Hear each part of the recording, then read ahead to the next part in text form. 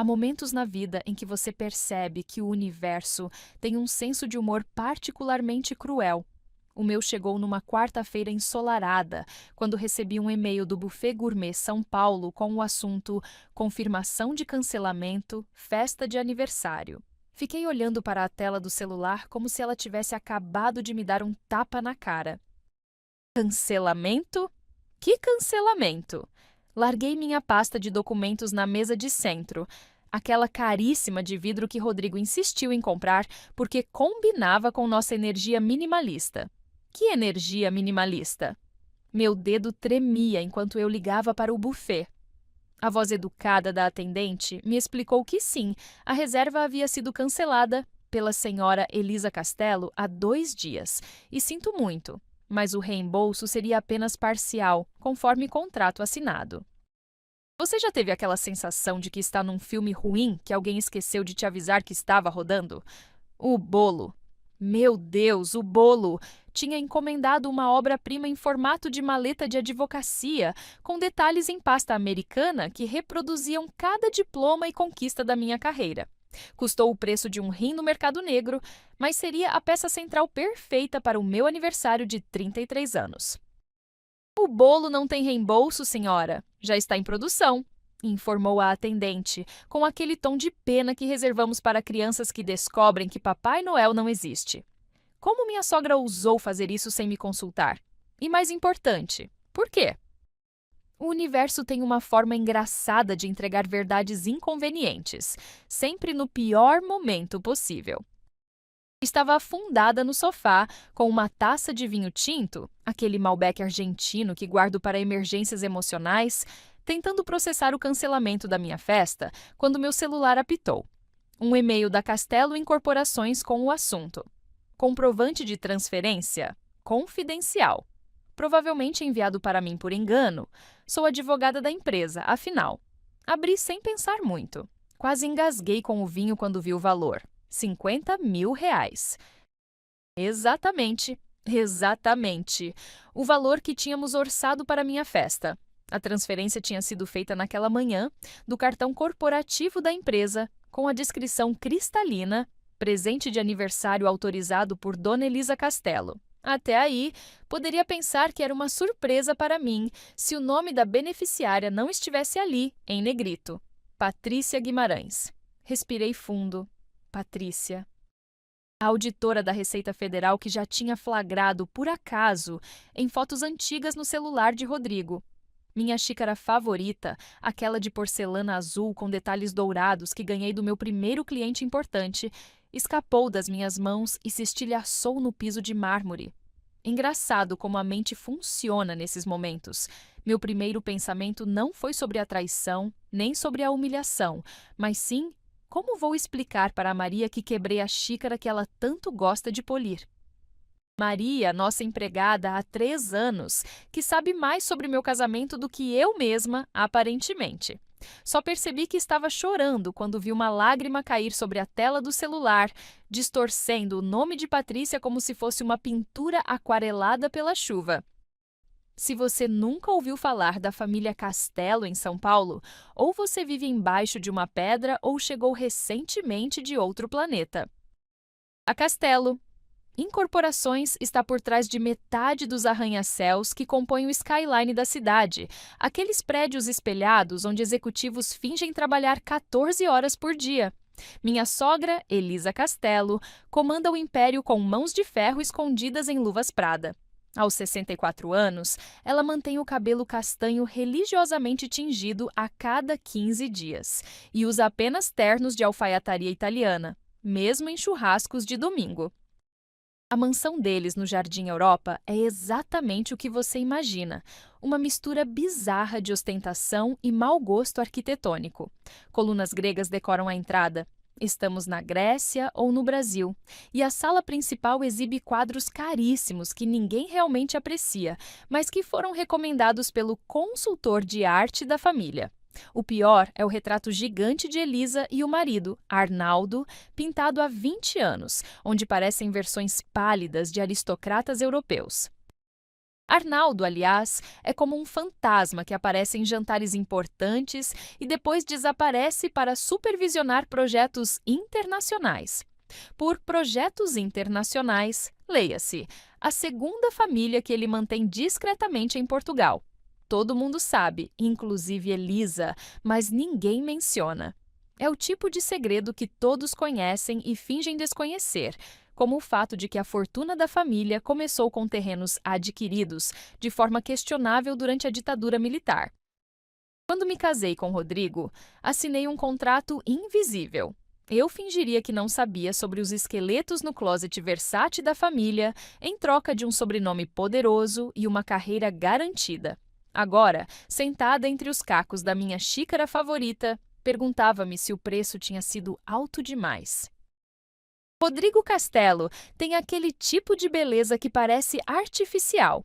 Cabelo preto sempre impecavelmente cortado, dentes perfeitamente alinhados, cortesia de 5 anos de aparelho na adolescência e o físico mantido por sessões diárias na academia mais cara de São Paulo. Conheci-o durante um processo onde sua empresa estava sendo processada por irregularidades em um contrato imobiliário. Eu estava do outro lado, defendendo os compradores, e achei que ele era o idiota mais charmoso que já tinha visto. Quem poderia imaginar que 3 anos depois estaríamos casados? A ironia é que me apaixonei por ele exatamente nos momentos em que sua fachada de playboy bem-sucedido rachava, como quando ele confessou, depois de 3 caipirinhas de saquê, que seu maior pesadelo era acordar um dia e perceber que só estava na empresa por ser filho da dona. Marina, às vezes acho que sou uma fraude completa, ele disse, olhando para o céu estrelado na cobertura do Sky Bar. Naquele momento, vi algo genuíno por trás dos óculos Ray-Ban e do relógio Rolex. Um homem inseguro pedindo para ser amado pelo que era, não pelo seu sobrenome. O que não contei a vocês é que Rodrigo liga para a mãe todos os dias. Todos os dias. Não estou exagerando. Uma vez, durante nossa lua de mel em Santorini, ele acordou às 5 horas da manhã para ligar para Elisa e perguntar se deveria usar a camisa azul ou a branca no jantar daquela noite. No nosso casamento, ele mandou 3 fotos diferentes do seu visual para que ela aprovasse antes da cerimônia. Deveria ter percebido ali que não estava me casando apenas com um homem, mas com todo um sistema familiar disfuncional. Mas o amor é cego, surdo e, aparentemente, completamente idiota também. Se existe algo que aprendi cedo na vida, é que ser excelente no que faz nem sempre te torna popular. Fui a primeira da minha turma na Faculdade de Direito da USP, ganhei todas as competições de júri simulado e me formei com honras. Meus colegas me chamavam de máquina. Não era exatamente um elogio. Quando entrei para o escritório Menezes, em Alvarenga, aos 24 anos, quebrei o recorde de horas faturáveis no primeiro trimestre. Aos 30, era a sócia mais jovem da história do escritório. Sabe aquelas pessoas irritantemente eficientes? Pois é, sou eu. Entrar para a família Castelo foi como desembarcar em um planeta alienígena onde minhas habilidades não valiam absolutamente nada. Tentei aprender golfe para agradar Elisa. Quebrei o para-brisa do carrinho do instrutor. 2 vezes, no mesmo dia. Tentei me interessar por vinhos. Confundi um Bordeaux caríssimo com aquele vinho de caixinha que tomo às sextas. Fiz aulas de etiqueta. Ainda não sei qual é o garfo certo para a salada e, sinceramente, já desisti de tentar descobrir. É como se houvesse um manual secreto de como ser uma Castelo que todos receberam, menos eu. O acordo tácito era simples. Eu fingiria que adorava os jantares intermináveis com conversas superficiais sobre o novo resort em Angra ou o campo de golfe recém-inaugurado. Elisa fingiria que eu era digna de estar sentada à sua mesa de jantar Luís XV.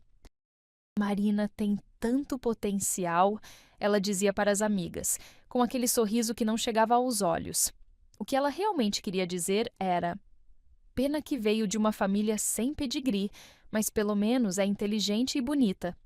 Já peguei Elisa explicando para uma amiga que minha família era de origem humilde, mas muito trabalhadora, como se estivesse descrevendo um projeto de caridade particularmente tocante.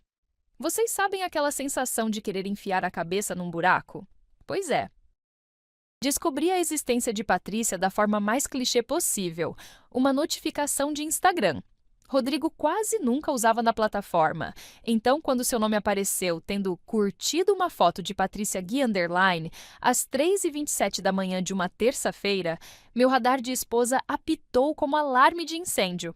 A foto em questão era de uma mulher de uns 35 anos, cabelo vermelho berrante, claramente tingido, em um maiô dourado à beira de uma piscina.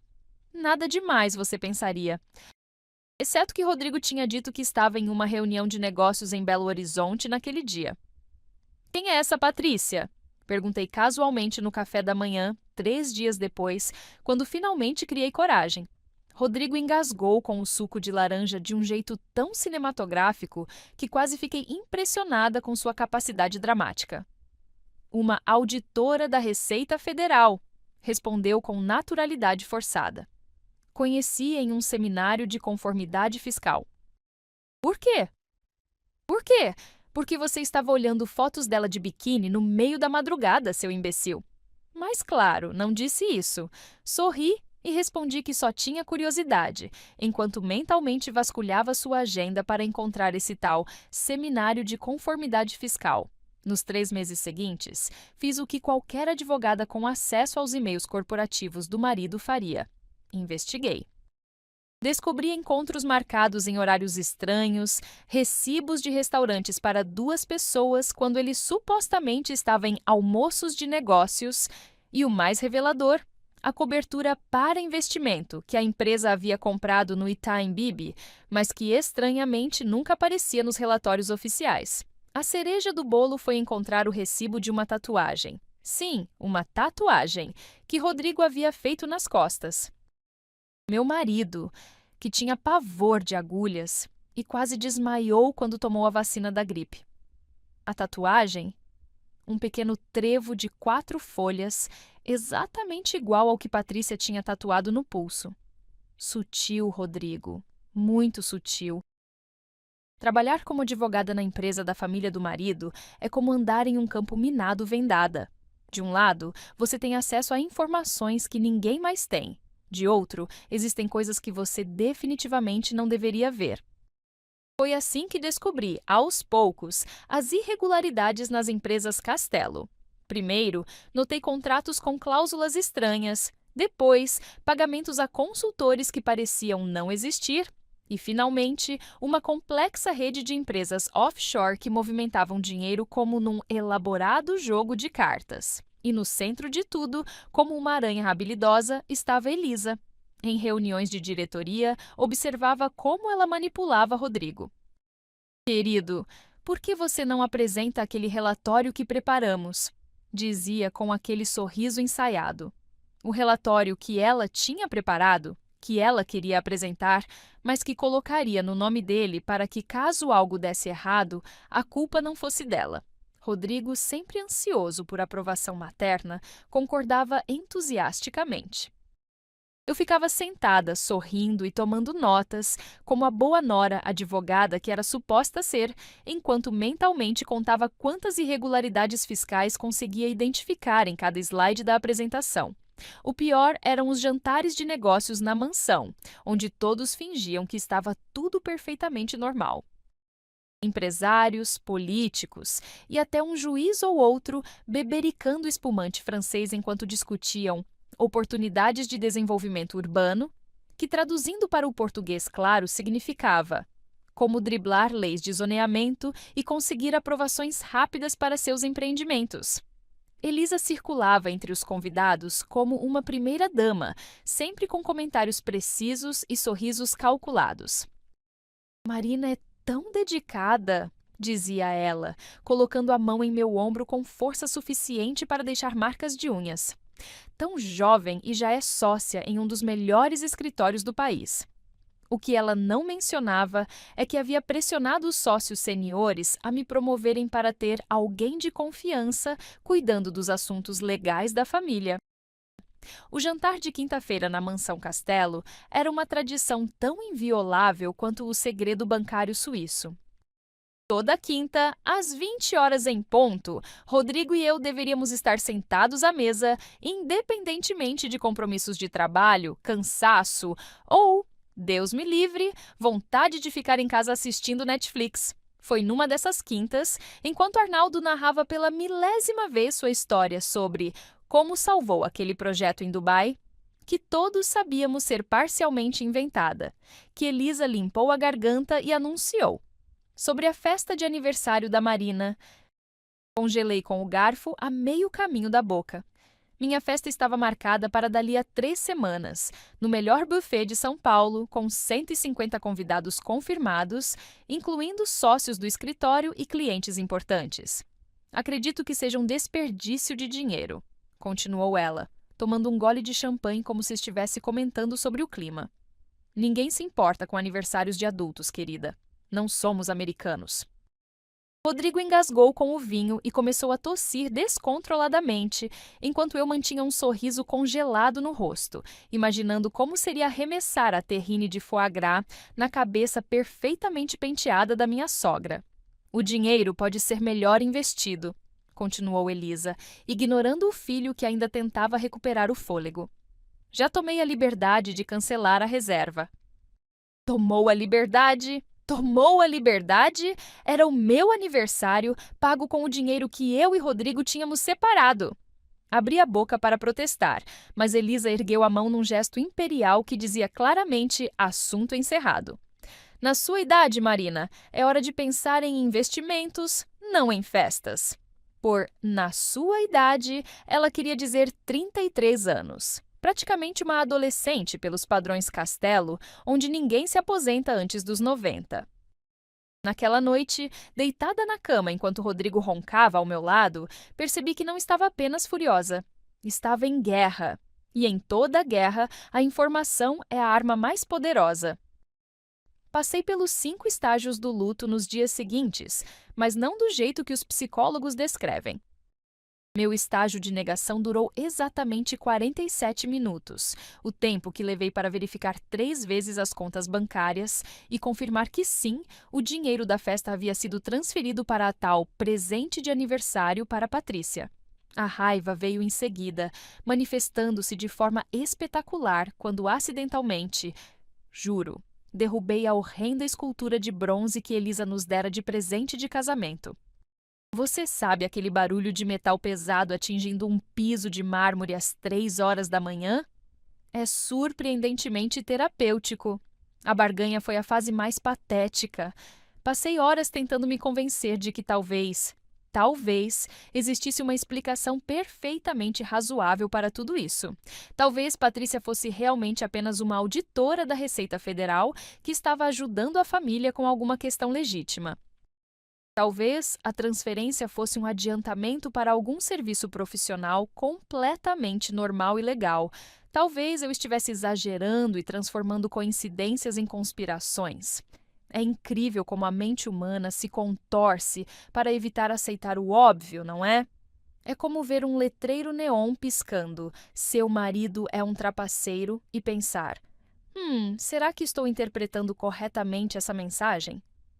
A depressão me atingiu como um trem-bala no domingo, quando me encontrei de pijama às 16 horas, comendo sorvete de pistache diretamente do pote, assistindo a uma maratona de Bridget Jones, enquanto criava acidentalmente uma playlist no Spotify chamada Músicas para Planejar uma Vingança. E o pior, compartilhei a playlist sem querer com todos os meus contatos de trabalho. Inclusive com o juiz Mendonça, de 70 anos, que me mandou uma mensagem perguntando se eu estava bem e recomendando seu terapeuta. A aceitação, porém, não veio como resignação, veio como determinação. Estava prestes a mostrar para Elisa Castelo que subestimar uma advogada formada com honras pela USP tinha sido seu maior erro. A questão era, por onde começar? Dizem que as melhores ideias surgem nos momentos mais inesperados. No meu caso, aconteceu quando fiquei presa no elevador do prédio com Dona Berenice, a síndica de 68 anos, que sabe todos os segredos de todos os moradores. Sério, essa mulher deveria trabalhar para a ABIN. Estávamos voltando do supermercado, eu com uma sacola patética, contendo uma pizza congelada e uma garrafa de vinho barato. Ela com compras para alimentar um batalhão, quando o elevador deu um solavanco e parou entre o quinto e o sexto andar. Jesus amado! Gritou Dona Berenice, apertando freneticamente o botão de emergência. É sempre assim nesse prédio. Quando eu trabalhava para a Castelo Incorporações, isso nunca acontecia. Elisa mantinha tudo funcionando como um relógio suíço. Espera aí. Ela trabalhou para a minha sogra. Meu radar de advogada disparou imediatamente. Enquanto fingíamos calmamente que não estávamos presas numa caixa de metal potencialmente mortal, descobri que Dona Berenice havia sido secretária executiva de Elisa por 17 anos. 17 anos! Conheço todos os segredos daquela família, ela disse, abanando-se com uma revista. Se eu abrisse a boca, metade de São Paulo teria um infarto. Quando os bombeiros finalmente chegaram, 40 minutos depois, eu já sabia sobre o cofre escondido atrás da pintura no escritório da mansão, sobre os documentos que Elisa guardava em uma pasta vermelha trancada na segunda gaveta da escrivaninha, e sobre como Arnaldo havia comprado alvarás para construir em áreas de preservação. Fingi um desmaio quando a porta do elevador abriu, parcialmente pelo drama, parcialmente porque não sabia como encerrar aquela conversa sem parecer suspeita. Meu Deus, a coitada está passando mal, exclamou Berenice enquanto eu era carregada para o saguão. Ali mesmo, deitada no sofá da recepção com um bombeiro verificando minha pressão, tive certeza. O universo estava me dando uma segunda chance, e eu não iria desperdiçá-la. Naquela noite, Rodrigo chegou tarde em casa. Reunião com fornecedores. Ele disse, cheirando a perfume feminino que definitivamente não era o meu. Fingindo dormir, esperei até ouvir seus roncos antes de levantar sorrateiramente. O notebook dele estava na mesa da sala desbloqueado, um descuido imperdoável para quem tem segredos. O que encontrei me deixou sem fôlego, uma pasta inteira de e-mails trocados com Patrícia. O depósito foi feito como combinado, dizia um. Minha mãe não sabe que você tem as cópias dos documentos, dizia outro. E o pior, Marina não desconfia de nada. Ela é inteligente, mas ingênua demais. Ingênua? Eu? A mulher que conseguiu fazer um juiz notoriamente implacável reverter uma decisão em tempo recorde? A profissional que os clientes chamavam de tubarão de salto alto? Fiquei tão indignada que quase acordei Rodrigo para dizer exatamente o quanto eu não era ingênua. Em vez disso, continuei vasculhando. Descobri e-mails sobre uma auditoria fiscal em andamento, transferências bancárias para contas obscuras e, bingo, uma mensagem de Elisa para Patrícia mencionando que o acordo precisa ser mantido em sigilo absoluto, já providenciei o pagamento conforme combinado. Então minha festa havia sido cancelada para pagar um suborno? Que lindo presente de aniversário! Entre a raiva e a indignação, uma vozinha na minha cabeça, a voz da advogada estrategista, começou a falar mais alto. Marina, você tem evidências suficientes para derrubar um império. Fechei o notebook lentamente, minha mente dividida entre a ética profissional, denunciar as irregularidades imediatamente, e o desejo visceral de vingança, usar as informações para planejá-la meticulosamente. No guardanapo do delivery de sushi que Rodrigo havia pedido mais cedo, comecei a fazer uma lista de prós e contras. Sob contras escrevi: possivelmente ilegal, antiético, pode acabar com sua carreira. Sob prós escrevi apenas uma palavra: justiça. Olhei para a lista por um longo momento, enquanto a palavra justiça parecia piscar como um letreiro de neon. Vocês fariam diferente no meu lugar? Na manhã seguinte, acordei transformada. Vesti meu melhor tailleur, aquele azul marinho que uso quando preciso intimidar alguém no tribunal. Fiz uma maquiagem impecável e até coloquei as pérolas que Elisa me dera no Natal. Para tentar melhorar seu estilo, querida. No espelho, ensaiei meu melhor sorriso falso. Operação Sorriso Amarelo. Batizei mentalmente enquanto Rodrigo me olhava confuso durante o café da manhã.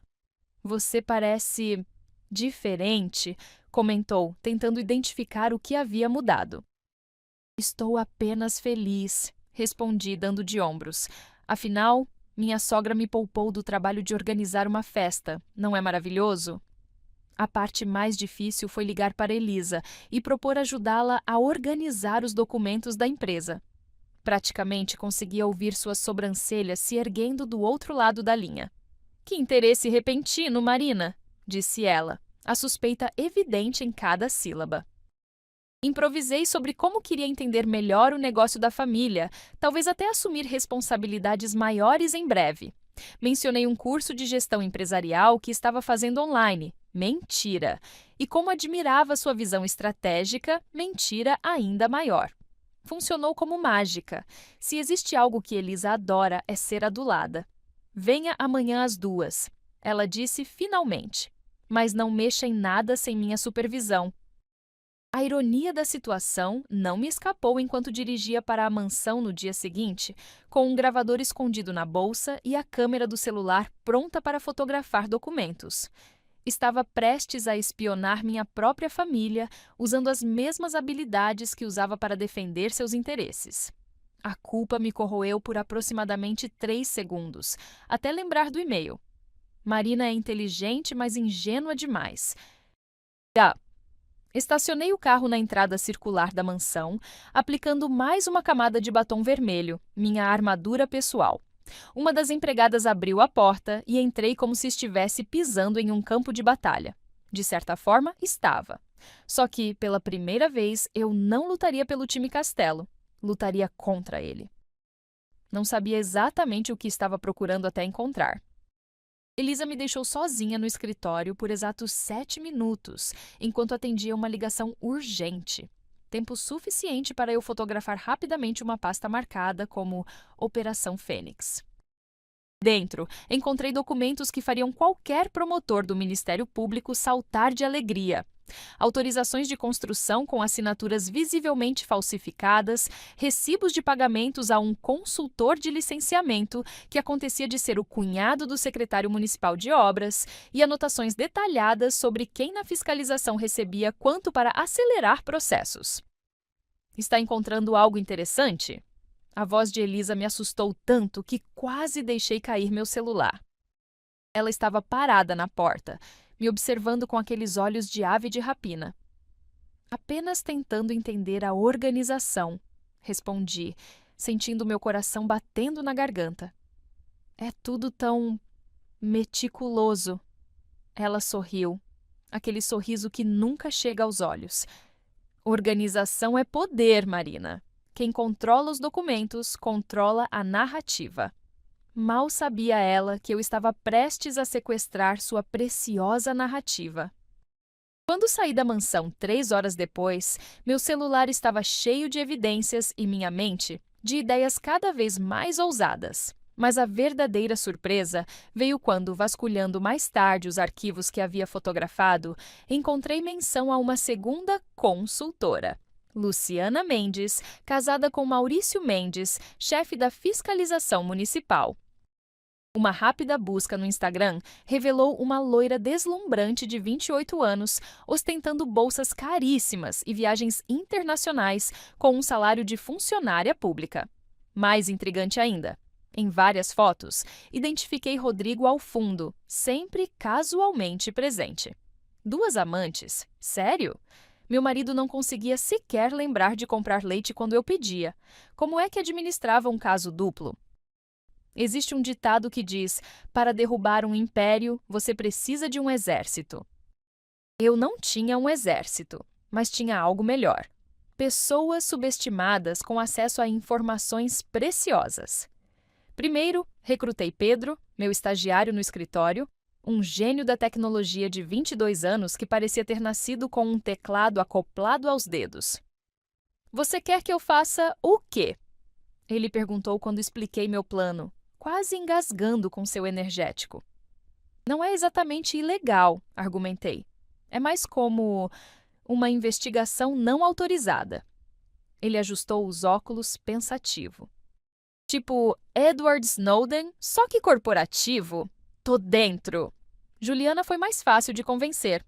Minha melhor amiga desde a faculdade e contadora forense renomada, ela tinha o talento peculiar de encontrar dinheiro escondido mais rápido que mãe acha chocolate na bolsa da criança. Aquela cobra da sua sogra sempre me olhou como se eu fosse uma barata na sopa dela, disse Juliana ao examinar os documentos que eu havia coletado. E seu marido? Sempre achei que tinha cara de quem não presta. Ela estava certa, claro. Juliana sempre está certa, o que é irritante 90% do tempo e extremamente útil nos outros 10%. Com 2 cliques, ela identificou 3 empresas fantasmas usadas para lavagem de dinheiro. Amadora, murmurou referindo-se a Elisa. Nem se deu ao trabalho de variar os endereços fiscais. O terceiro membro da nossa equipe improvisada foi o mais inesperado. Seu Antenor, o porteiro do prédio comercial da Castelo há 27 anos. Um senhor de 65 anos com um bigode impressionante e a habilidade sobrenatural de saber exatamente quem entrava e saía do prédio, quando e principalmente com quem. A dona Elisa acha que sou invisível, ele me contou enquanto tomávamos café na padaria da esquina. Mas sei que ela encontra o deputado Almeida toda terça às 15 horas e nunca é para falar de política, se é que me entende. Seu Antenor piscou conspiratório. Nosso QG de operações era o apartamento minúsculo de Pedro no Brás, decorado exclusivamente com action figures e caixas de pizza semi-vazias. Ali, entre um Homem-Aranha de plástico e um pôster de Star Wars, planejamos a queda do Império Castelo. Se alguém me dissesse há 1 ano que eu estaria usando um vestido Patrícia Bonaldi de 15 mil, presente de Elisa, claro, para espionar conversas em um evento beneficente, eu teria rido até cair. Mas lá estava eu, equilibrada em saltos impossíveis, circulando pelo salão do Hotel Nick como se fosse a socialite mais despreocupada de São Paulo. "Marina, querida, que surpresa ver você aqui!" exclamou Cecília Bueno, melhor amiga de Elisa e conhecida por espalhar fofocas mais rápido que o WhatsApp. "Geralmente você evita esses eventos." Sorri, tomando um gole de champanhe. "Estou tentando me envolver mais na comunidade", respondi docemente. Elisa tem sido uma inspiração. As 3 semanas seguintes foram um exercício de atuação digno de Oscar. Compareci a almoços beneficentes, torneios de golfe, ainda terrível, ainda quebrando coisas, e até mesmo aulas de bridge. Tudo para me aproximar do círculo íntimo de Elisa e coletar mais informações. O pior momento? Quando derrubei acidentalmente uma taça de vinho tinto no vestido branco de 20 mil da minha sogra durante um coquetel. "Meu Deus, Elisa, me desculpe!" exclamei, derramando água mineral na mancha e tornando tudo ainda pior. Ela sorriu aquele sorriso mortífero. "Não se preocupe, querida, acidentes acontecem." Mais tarde, ouvia no banheiro dizendo para uma amiga: "Ela é um desastre ambulante."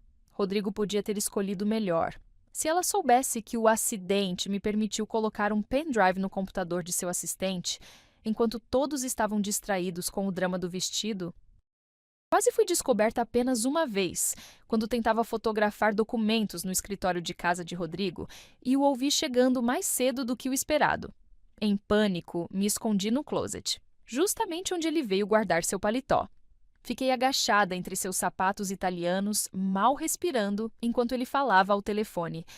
"Patrícia, não posso falar agora." "Sim." Ela não desconfia de nada. "O depósito será feito amanhã." Quando ele finalmente saiu, descobri que tinha passado 40 minutos contorcida entre caixas de sapatos e minha perna esquerda estava completamente dormente. Tentei sair discretamente do closet, tropecei na minha própria perna adormecida e caí de cara no chão, fazendo um barulho que tenho certeza que foi ouvido até no prédio vizinho. "Marina, o que você está fazendo no chão do closet?" perguntou Rodrigo, voltando ao quarto. "Yoga", respondi sem hesitar. "É uma nova posição. Chama-se esposa desesperada procurando um brinco." Sempre ouvi dizer que informação é poder, mas nunca tinha entendido completamente até começar minha missão secreta. O truque não era apenas coletar documentos, era fazer amizade com as pessoas certas. Comecei pelo óbvio. Felipe, o barman do clube de golfe, aquele lugar sagrado onde os Castelo e seus amigos falavam livremente, acreditando que funcionários eram apenas mobília ambulante. A senhora não é como eles, comentou Felipe enquanto me servia uma água com gás. Estava de serviço, afinal. A senhora trata a gente como gente. Um elogio simples que diz muito sobre a família do meu marido, não? Com algumas gorjetas generosas e um interesse genuíno por sua filha, que sonhava em estudar direito. Sim, ofereci orientá-la para o vestibular. Felipe tornou-se meus olhos e ouvidos no clube. Ontem, o doutor Arnaldo encontrou com aquele deputado de novo. Sabe qual? Ele sussurrou numa terça-feira. E a dona Elisa ficou uma fera quando soube. Informações aparentemente banais que, quando somadas, formavam um quebra-cabeça revelador. Era como assistir a um reality show exclusivo dos poderosos. Só que eu não estava apenas assistindo, estava coletando evidências. Amanda, a recepcionista da Castelo Incorporações, juntou-se ao meu pequeno exército depois que Elisa a humilhou publicamente por usar um esmalte inapropriadamente vermelho para o ambiente corporativo. Sério, em pleno 2023, tenho acesso a todas as agendas, explicou Amanda, seus olhos brilhando com um desejo de vingança que só uma mulher publicamente humilhada entende. E então veio o jackpot. Cristina, a secretária de Rodrigo há 8 anos, que sabia de todos os esquemas, casos e negociatas. Sempre soube que um dia alguém ia derrubar essa casa de cartas, disse ela, entregando-me uma pasta com cópias de e-mails que jamais deveria ter. Só não imaginei que seria a senhora, doutora Marina. Sorri, pensando como as pessoas mais poderosas sempre cometem o mesmo erro. Esquecem que os invisíveis estão sempre observando. A Fundação Castelo para Crianças Carentes, leia-se, redução de impostos disfarçada de caridade, realizava seu baile anual e adivinha quem foi convidada para ajudar na organização? Exatamente, a nora dedicada aqui. O evento seria na mansão, o que significava acesso ao escritório de Elisa e, finalmente, aquele cofre misterioso que Dona Berenice havia mencionado. Passei a semana inteira assistindo tutoriais no YouTube sobre como abrir cofres. Sério, tem tutorial para tudo na internet e praticando com uma caixinha de joias antiga. Pedro até me emprestou um estetoscópio para ouvir os cliques, como se eu fosse alguma ladra profissional de filme dos anos 80. A noite do evento chegou e eu estava deslumbrante num vestido verde esmeralda que custou metade do meu salário mensal. Para que tanto glamour? Perguntou Rodrigo, me olhando desconfiado. É apenas o baile da fundação da sua mãe, disse, ajustando sua gravata borboleta como a esposa perfeita que eu fingia ser. Quero que ela se orgulhe de nós, respondi com meu sorriso mais inocente. O que ele não sabia é que eu tinha um grampo de cabelo modificado. Obrigada, Pedro. E uma mini lanterna escondidos na bolsa de festa. A missão Cofre da Bruxa Má estava oficialmente em andamento. Durante o jantar, esperei pelo momento perfeito, quando todos estavam distraídos com o leilão beneficente. Esgueirei-me pelos corredores da mansão como uma ninja de salto alto e entrei no escritório sagrado de Elisa. Localizei o quadro descrito por Berenice, um horrendo retrato de Elisa com seu falecido pai, e o removi cuidadosamente. Voilá! Ali estava o cofre. Minhas mãos tremiam enquanto eu posicionava o estetoscópio e girava lentamente o disco, tentando ouvir os cliques. Após 5 minutos angustiantes, ouvi passos no corredor. Pânico total. Coloquei o quadro de volta no lugar, tropeçando no processo e derrubando um vaso. Possivelmente Ming, possivelmente caríssimo. Os passos se aproximavam. Em desespero, agarrei a primeira desculpa que me veio à mente. Roubei uma bandeja de escargots abandonada numa mesa próxima e derramei-a inteira no meu vestido de grife. Quando Elisa abriu a porta, me encontrou coberta de caracóis e manteiga de ervas. Estava procurando um banheiro! Gemi dramaticamente. E olha só o que aconteceu! Ela me olhou como se eu fosse a pessoa mais patética do universo. Missão abortada, mas pelo menos não fui descoberta. E sabem qual é a pior parte? Escargot mancha muito. Há um momento na vida de toda mulher em que ela olha para o espelho e pensa: Quem diabos é essa pessoa? O meu aconteceu numa terça-feira chuvosa, enquanto encarava meu reflexo numa vitrine da Oscar Freire. Cabelos sempre presos em um coque severo, roupas sempre em tons neutros, saltos sempre de altura apropriada. Era o uniforme perfeito para a Nora Castelo. Entrei na loja mais ousada da rua em um impulso. Quero algo que me faça parecer perigosa. Anunciei para a vendedora, que ergueu as sobrancelhas perfeitamente desenhadas. 2 horas e vários cartões de crédito depois, saí com roupas que nunca teria coragem de usar antes, incluindo um vestido vermelho que faria um cardeal corar. O mais surpreendente? Adorei a nova versão de mim. Pintei o cabelo com mechas mais claras, comecei a usar batom vermelho diariamente, não apenas para ocasiões especiais, e, para o absoluto horror de Elisa, comprei uma jaqueta de couro com taxas metálicas. Você está tendo algum tipo de crise? Perguntou Rodrigo, claramente desconfortável com minha transformação. Uma epifania, na verdade, respondi, admirando minhas novas unhas vermelhas. A velha Marina, sempre tentando agradar a todos, estava oficialmente aposentada. A nova Marina, bem, ela tinha contas a acertar. E o mais incrível é que, quanto mais eu me afastava da imagem que os Castelo tinham de mim, mais eu me reconectava com quem eu realmente era. Minha transformação não foi apenas estética. Numa decisão que chocou a mim mesma, matriculei-me em aulas de tiro em um clube nos arredores da cidade. Só por precaução, expliquei para Juliana, que me olhou como se eu tivesse anunciado que ia virar astronauta. Desde quando você precisa de uma arma para processar alguém? Ela tinha razão, claro. Advogados usam palavras como armas, não revólveres. Mas havia algo incrivelmente terapêutico em apertar aquele gatilho, visualizando o rosto de Elisa no alvo. Na minha terceira aula, acertei o centro do alvo 5 vezes seguidas. A senhora tem talento natural, comentou o instrutor impressionado.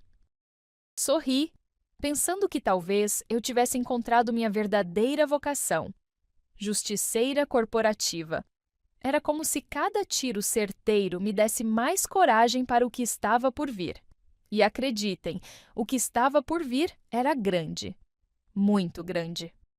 Comecei com pequenas revanchinhas, um aperitivo do prato principal que estava preparando. No aniversário de Elisa, que ao contrário do meu foi celebrado com um almoço para 80 pessoas no Fazano, troquei o sal pelo açúcar na cozinha da mansão. Assisti com prazer culpado enquanto ela provava a sopa de aspargos especialmente preparada pelo chefe francês e quase cuspia na mesa. Tem algo errado, ela sibilou para o chefe constrangido. Está doce. O pobre homem quase teve um ataque cardíaco tentando entender o que havia acontecido. Eu apenas sorvi meu vinho, escondendo um sorriso. Mesquinho? Sim. Satisfatório? Imensamente. As pequenas tragédias continuaram acontecendo. O sistema de irrigação da mansão misteriosamente ligou durante um chá beneficente ao ar livre, encharcando as senhoras da alta sociedade paulistana e suas bolsas Hermès. O e-mail de Rodrigo, acidentalmente, enviou uma piada indecente sobre o presidente da construtora concorrente para toda a diretoria, incluindo o próprio presidente. E, numa ocasião particularmente inspirada, as chaves do Porsche de Elisa desapareceram durante um jantar, apenas para serem encontradas, horas depois, dentro da fonte ornamental do jardim. Deve ter caído quando você estava admirando os peixes, sugeri inocentemente, enquanto ela encarava furiosa as chaves encharcadas que arruinariam a ignição eletrônica. Cada pequena vitória me dava mais confiança, mais determinação. Juliana começou a me olhar com uma mistura de admiração e preocupação. Você está se divertindo demais com isso, ela comentou enquanto revisávamos os documentos que havíamos coletado. Isso não é diversão, respondi, organizando as evidências em pastas cor-de-rosa, uma pequena provocação para quando Elisa as recebesse. É justiça, mas secretamente ela estava certa. Havia algo viciante em virar o jogo, em ver o pânico sutil nos olhos de Elisa quando mais uma coisa dava errado, em assistir Rodrigo tentando desesperadamente entender o que estava acontecendo ao seu redor. Era como se, depois de anos sendo manipulada, eu finalmente tivesse aprendido a manipular. E Deus me perdoe, eu estava adorando cada segundo. Restava apenas uma semana para o grande golpe, quando descobri por acidente que Elisa planejava algo igualmente devastador para mim. Estava na cozinha da mansão, ajudando a organizar o brunch de domingo. Leia-se, fingindo ajudar enquanto realmente procurava mais documentos, quando ouvi Elisa no telefone, no cômodo ao lado. O acordo pré-nupcial retroativo está pronto, ela dizia em voz baixa. Apresentaremos no aniversário de casamento deles, como uma formalidade. Se ela não assinar, já temos o dossiê pronto para desacreditá-la completamente. Congelei, a jarra de suco de laranja suspensa no ar. Aniversário de casamento? Era em exatamente 10 dias. Uma visita de emergência ao escritório de Pedro revelou que Elisa havia contratado um investigador particular para me seguir nas últimas semanas, justamente quando eu estava coletando evidências contra a família. Ela tem fotos suas entrando em lugares estranhos, encontrando pessoas suspeitas, ou seja, nós, explicou Juliana, pálida, mostrando os arquivos que Pedro havia conseguido hackear. Se isso vazar, você pode ser desligada do escritório, talvez até perder a licença para advogar. A ironia era palpável. Enquanto eu investigava Elisa, ela me investigava de volta. Era uma corrida contra o tempo, e subitamente o cronômetro havia sido acelerado. Nosso plano inicial era agir durante a festa de fim de ano da empresa, dali a um mês. Agora, precisávamos antecipar tudo para antes do meu aniversário de casamento. É possível? Perguntei a Pedro, que digitava freneticamente em seu computador. Tecnicamente sim, mas será arriscado, ele respondeu sem tirar os olhos da tela. Teremos que pular algumas verificações de segurança. Juliana mordeu o lábio, preocupada. Se formos pegos... Não seremos, interrompi, com uma confiança que não sabia que tinha. Tinha passado meses sendo cautelosa, planejando cada detalhe minuciosamente. Agora precisava ser ousada. O aniversário de 65 anos de Elisa seria em 3 dias, com um mega evento no hotel mais exclusivo de São Paulo. Era a nossa chance. Talvez a única. Troquei olhares determinados com minha pequena equipe de conspiradores. A Operação Fênix acabava de ganhar uma nova data. O Hotel Tivoli Mofarrege, em pleno coração dos jardins, estava irreconhecível, transformado em um cenário digno de filme para o aniversário de Elisa. Arranjos florais extravagantes, champanhe francês correndo como água e uma lista de convidados que incluía meio poder judiciário, 1/3 dos políticos do estado e praticamente todos os empresários que importavam em São Paulo. Passei a manhã inteira no salão de beleza mais caro da cidade, onde fui esfoliada, hidratada, maquiada e penteada até parecer uma versão mais glamurosa de mim mesma. O vestido, aquele vermelho indecente que havia comprado num impulso, complementado por saltos altos o suficiente para me dar uma visão privilegiada sobre a cabeça de Elisa. Era a primeira vez que não tentava me encaixar no molde castelo. E, paradoxalmente, nunca havia me sentido tão poderosa. Você está diferente, comentou Rodrigo quando me viu pronta, seus olhos percorrendo o vestido de forma apreciativa. Pela primeira vez em meses, vi genuíno interesse em seu olhar. Tarde demais, querido. Queria estar à altura da ocasião, respondi, aplicando mais uma camada de batom vermelho. O que ele não sabia é que eu havia passado a tarde anterior com Juliana e Pedro, finalizando cada detalhe do nosso plano. Uma falha técnica no sistema de projeção durante o discurso principal, um pendrive preparado com documentos selecionados e, a cereja do bolo, um timing perfeito para a entrada de pessoas que definitivamente não estavam na lista oficial de convidados. Elisa me recebeu com aquele sorriso plástico quando entramos no salão. Marina, querida, você está tão ousada, comentou, seu olhar deixando claro que ousada não era um elogio. Sorri docemente. Aprendi com a melhor, Elisa. Apertei seus ombros ossudos em um abraço calculado, sentindo-a enrijecer sob meu toque. Por cima de seu ombro, troquei um olhar com o técnico de audiovisual. Na verdade, um amigo de Pedro infiltrado para a ocasião. Ele piscou discretamente, confirmando que tudo estava pronto.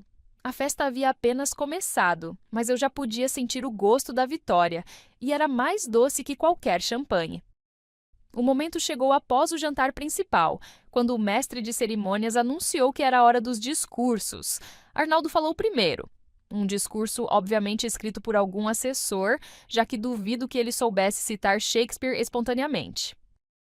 Depois, foi a vez de Rodrigo, que fez aquela típica homenagem genérica que poderia servir para qualquer mãe em qualquer situação. Quando parecia que os discursos haviam terminado, levantei-me abruptamente, taça de champanhe na mão. Eu também gostaria de dizer algumas palavras, anunciei, caminhando para o pequeno palco. Vi o pânico momentâneo nos olhos de Elisa. Não estava no programa oficial que a nora inconveniente falasse. Família é tudo, não é mesmo? Comecei sorrindo para a plateia de 200 convidados ilustres. Especialmente uma família como os Castello, que construiu um verdadeiro império. Tomei um gole dramático de champanhe, dando tempo ao técnico para preparar a surpresa. Quando entrei para esta família, aprendi valores importantes, como lealdade, transparência e, claro, a importância de manter uma boa documentação. Nesse momento, as luzes diminuíram suavemente e a tela gigante atrás de mim acendeu. Preparei um pequeno vídeo em homenagem à minha sogra querida. Anunciei enquanto a primeira imagem aparecia. Um contrato com assinaturas falsificadas destacado em vermelho. O silêncio que caiu sobre o salão foi quase sobrenatural. Slide após slide, expus meticulosamente cada esquema, cada propina, cada fraude fiscal. Como advogada, continuei calmamente, enquanto o horror se espalhava pelo rosto de Elisa. Sempre admirei sua atenção aos detalhes.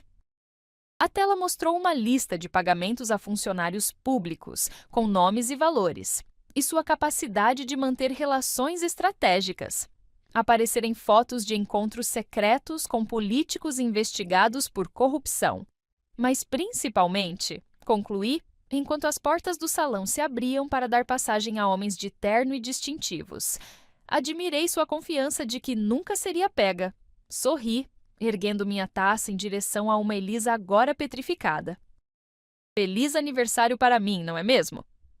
O caos que se seguiu foi digno de um final de temporada de série de TV. Agentes da Polícia Federal e auditores da Receita avançaram pelo salão enquanto convidados tentavam desesperadamente sair do caminho. Ou, em alguns casos, do salão.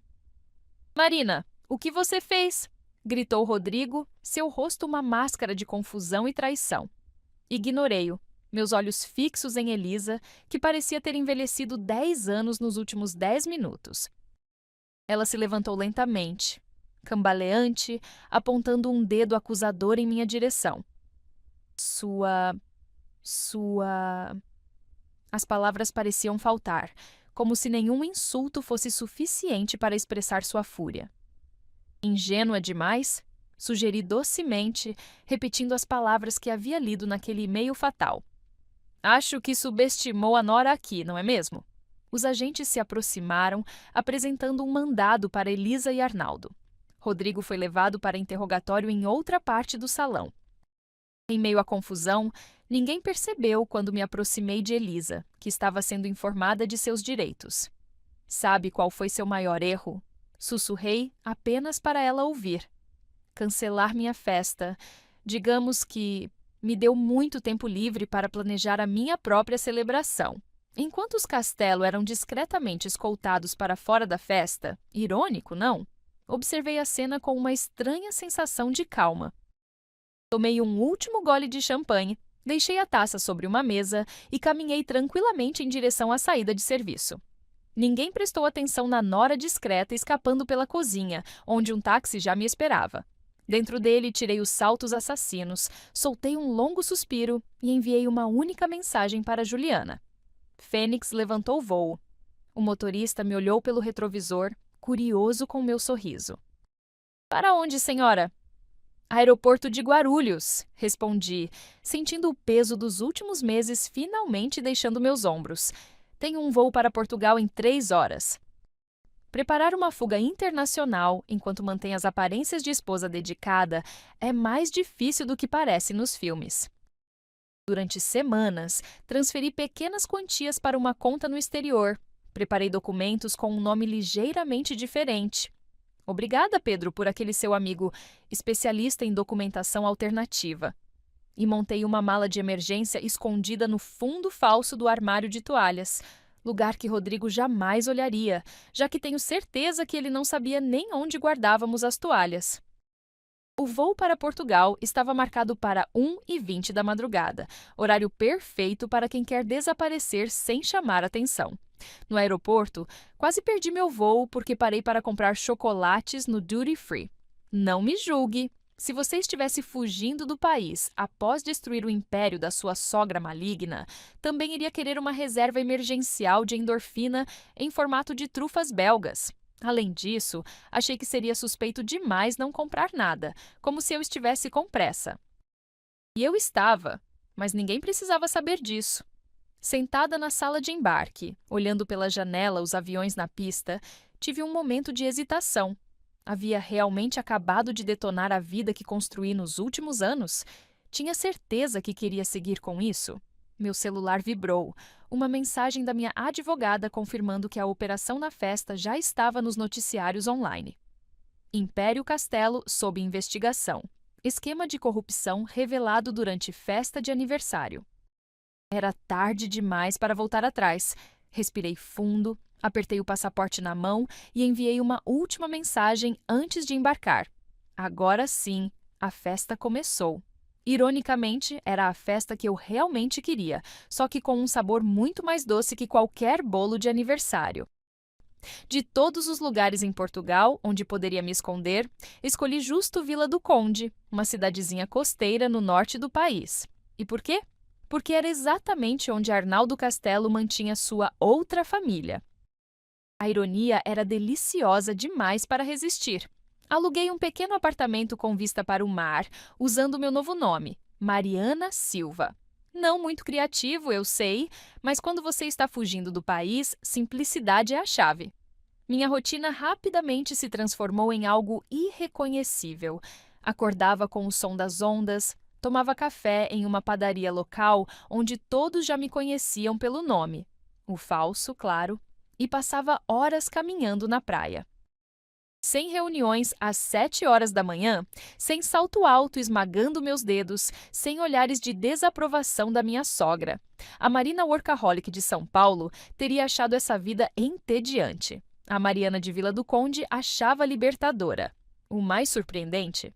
Descobri que simplicidade trazia mais felicidade que todos os jantares no Fasano e bolsas Prada que os Castelo consideravam essenciais para a vida. Comecei a frequentar um café charmoso perto do porto, onde abria meu laptop todas as manhãs para trabalhar no que havia se tornado meu novo projeto, um livro. Como derrubar um império em 10 passos simples, um guia para noras desesperadas. Título provisório, obviamente. Mudei nomes, lugares e detalhes identificáveis o suficiente para evitar processos, mas mantive a essência da história. Meu editor em Lisboa, sim, consegui um contrato em tempo recorde, dizia que o manuscrito tinha potencial de best-seller. É como O Diabo Veste Prada encontra Minority Report, mas com um toque brasileiro que o público vai adorar, explicou ele, entusiasmado. Quem diria que minha vingança não apenas me libertaria, mas também me transformaria em escritora? A vida tem um senso de humor peculiar, não é mesmo? O universo adora uma boa coincidência, ou, como prefiro pensar, uma reviravolta poética. 6 meses após meu autoexílio português, estava comprando peixe fresco no mercado local quando ouvi uma voz familiar discutindo em português brasileiro sobre o preço das sardinhas. Congelei, segurando um robalo como se fosse um escudo protetor. A 10 metros de distância, de costas para mim, estava ninguém menos que Arnaldo Castelo, meu ilustre ex-sogro e fugitivo internacional como eu. O senhor é brasileiro? Perguntei em português, aproximando-me cautelosamente, usando óculos escuros e chapéu. Sim, meu disfarce era básico, mas surpreendentemente eficaz. Ele se virou, não me reconhecendo imediatamente com meu novo visual e corte de cabelo. Sim, de São Paulo, respondeu educadamente. A senhora também? Assenti, sugerindo um café. 1 hora depois, estávamos sentados num terraço à beira-mar e finalmente tirei os óculos. O reconhecimento em seus olhos foi instantâneo, seguido por algo inesperado. Alívio. Marina, graças a Deus é você. Pensei que fosse alguém da Polícia Federal. Arnaldo parecia 10 anos mais velho e infinitamente mais humano, sem os ternos caríssimos e o ar de superioridade. O que se seguiu foi a conversa mais surreal da minha vida. Sempre soube sobre Elisa e seus esquemas, confessou ele, observando as gaivotas no horizonte. Por que acha que passei os últimos 20 anos viajando a trabalho? Ele fez aspas no ar com os dedos. Estava apenas esperando o momento certo para expô-la, mas você foi mais rápida e mais esperta. Sorriu, levantando sua xícara de café num brinde silencioso à minha audácia. Acompanhar os desdobramentos no Brasil era como assistir a uma novela das 8 especialmente dramática. Todo dia havia uma nova reviravolta no caso Castelo, como a mídia batizou o escândalo. Criamos um sistema de comunicação seguro com Juliana que me enviava atualizações criptografadas. Elisa está negociando delação premiada, dizia uma mensagem. Está jogando toda a culpa em Arnaldo e nos consultores externos. Clássico movimento Elisa. Sempre preservando o próprio pescoço, não importa quem precise sacrificar no processo. Rodrigo, aparentemente, estava tendo um colapso nervoso midiático. Havia tentado me contatar de todas as formas possíveis. E-mails, mensagens, até contratou um detetive particular, que Juliana prontamente identificou e despistou. Em uma entrevista particularmente patética, chegou a chorar ao vivo na televisão, clamando que não sabia de nada e que estava procurando desesperadamente por sua amada esposa desaparecida. Quase engasguei com meu café quando vi o clipe. Este era o mesmo homem que não conseguia lembrar nosso aniversário de casamento sem um lembrete no celular. Subitamente, eu era o grande amor da sua vida? Tarde demais, querido. A parte mais surreal foi ver como a mídia me transformou em uma espécie de heroína feminista improvável. A advogada que derrubou um império de corrupção. Blogs jurídicos analisavam minha estratégia, podcasts debatiam meus motivos e uma série documental já estava em produção. Você virou um ícone, escreveu Juliana. Tem jovens advogadas usando broches com a frase "O que Marina faria?" Ri até chorar com essa informação. Se ao menos soubessem que muitas das minhas decisões foram tomadas no puro impulso, com uma taça de vinho na mão e usando pijama de flamingos. Heróis nem sempre usam capas. Às vezes usam pijamas ridículos e planejam vinganças enquanto comem sorvete direto do pote. Após 1 ano e 2 meses como Mariana Silva, decidi que era hora de ressurgir como Marina Veloso. Nunca realmente adotei o sobrenome Castelo, para desgosto eterno de Elisa.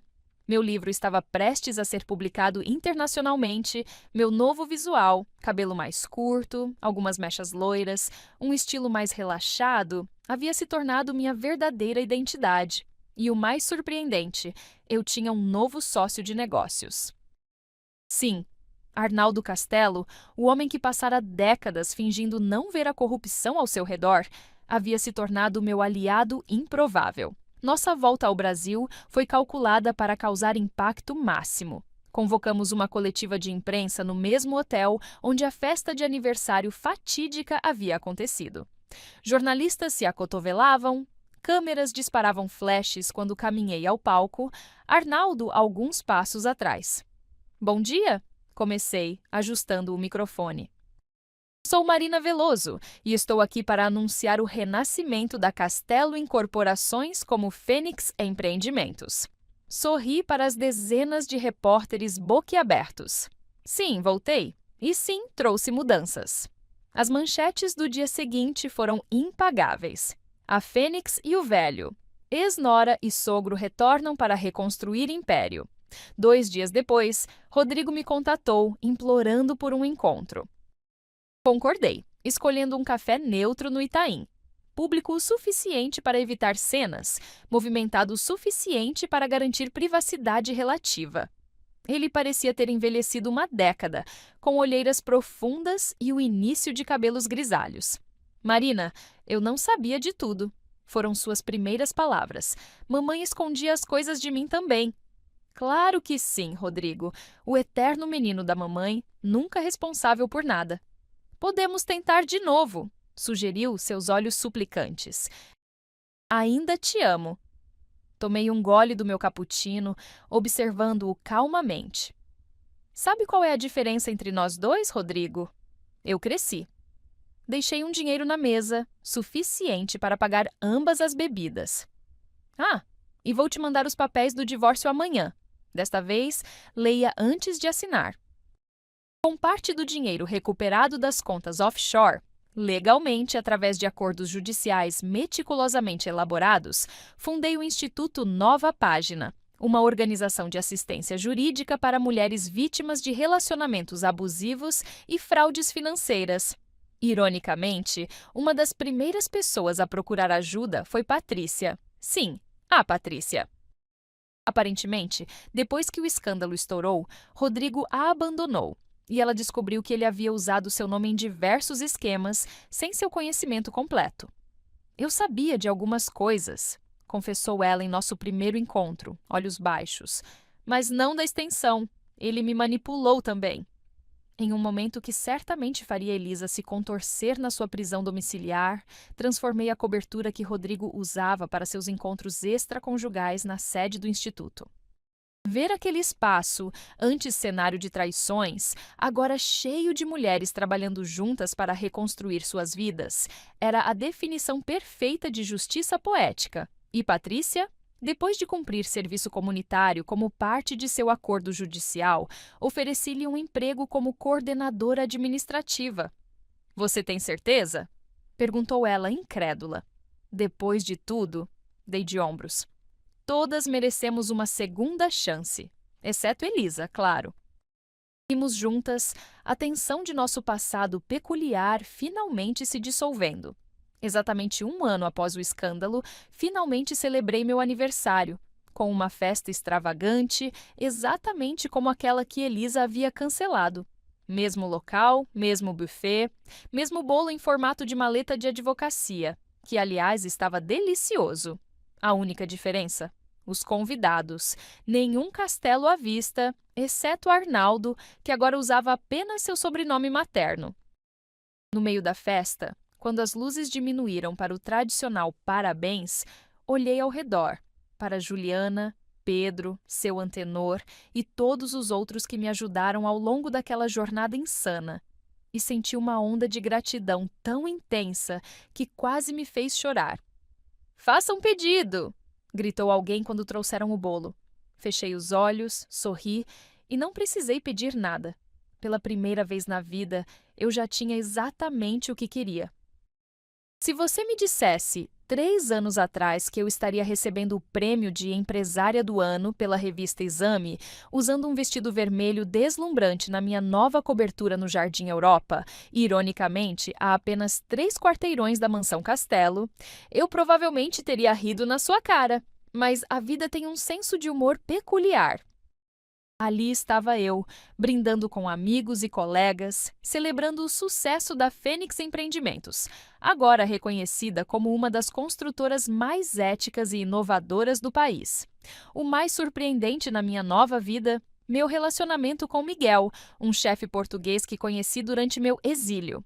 Nosso primeiro encontro foi quando ele me serviu o pior bacalhau da minha vida, e eu, sincera demais depois de 2 taças de vinho verde, disse exatamente isso. Em vez de ficar ofendido, ele puxou uma cadeira, sentou-se à minha mesa e pediu detalhes específicos sobre o que estava errado com o prato. 3 horas depois, ainda estávamos conversando. Não mais sobre bacalhau, mas sobre livros, viagens e segundas chances. Agora ele comandava um restaurante em São Paulo, recebia críticas estreladas e todas as manhãs me surpreendia com café na cama e um beijo na testa. Quem precisa de um príncipe encantado quando se pode ter um chefe português com barba por fazer e mãos que fazem magia tanto na cozinha quanto... Bem, vocês entenderam. O mais irônico? Comecei a jogar golfe e descobri que adorava. Depois de tantos desastres tentando agradar Elisa, finalmente encontrei meu próprio ritmo no esporte. É como a vida, explicou Arnaldo, que se tornara uma espécie de mentor improvável. Você precisa encontrar seu próprio jeito de segurar o taco, não copiar o dos outros. Filosofia barata de campo de golfe? Talvez, mas funcionava. E o melhor de tudo, finalmente parei de quebrar coisas. Bem, na maior parte do tempo, ainda havia acidentes ocasionais, especialmente envolvendo taças de vinho e conversas animadas. Algumas coisas nunca mudam completamente, e tudo bem assim. No dia do meu aniversário, recebi um envelope peculiar sem remetente. O entregador parecia confuso, como se não soubesse exatamente de onde vinha. Dentro, encontrei uma carta escrita à mão em papel caro, com aquela caligrafia perfeita que reconheceria em qualquer lugar. Elisa. Meu coração acelerou enquanto lia.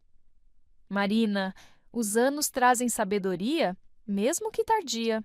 Cometi erros que não posso desfazer. Não espero seu perdão, apenas queria que soubesse que admiro sua coragem. Algo que eu nunca tive. Se pudesse voltar atrás... O resto era o esperado. Arrependimento tardio, pedidos velados de reconciliação, sutil manipulação emocional. Junto com a carta, havia o recibo original do bolo em formato de maleta de advocacia que nunca foi entregue para minha festa cancelada. Uma espécie de oferenda de paz? Uma admissão final de culpa? Talvez. Ou talvez apenas mais uma tentativa de manipulação.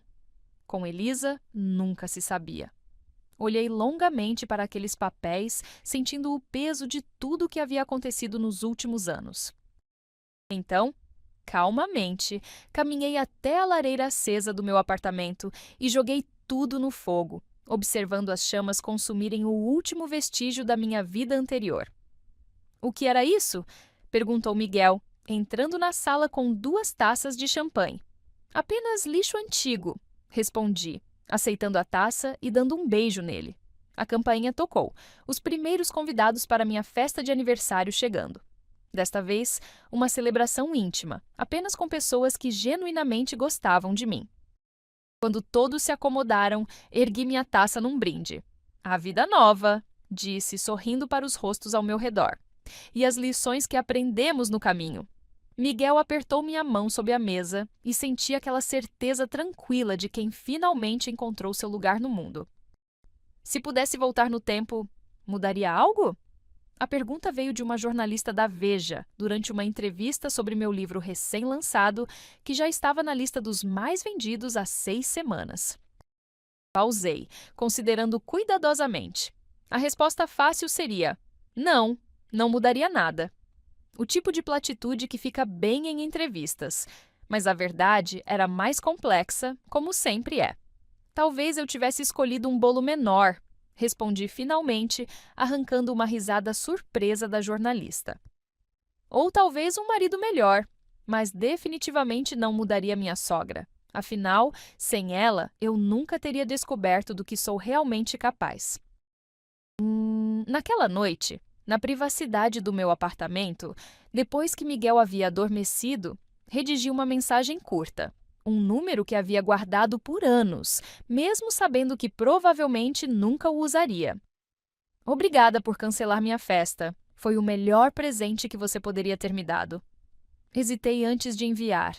Era mesquinho, desnecessário, provavelmente, mas também era verdadeiro.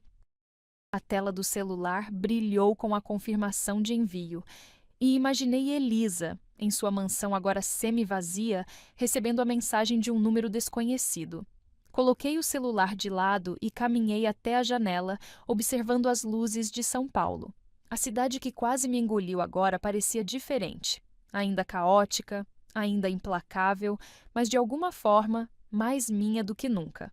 Sorri para meu reflexo no vidro. Uma mulher que não reconheceria 3 anos atrás. Mais forte, mais feliz, mais eu. Às vezes você precisa perder uma festa para encontrar sua própria celebração. E acredite, a minha estava apenas começando.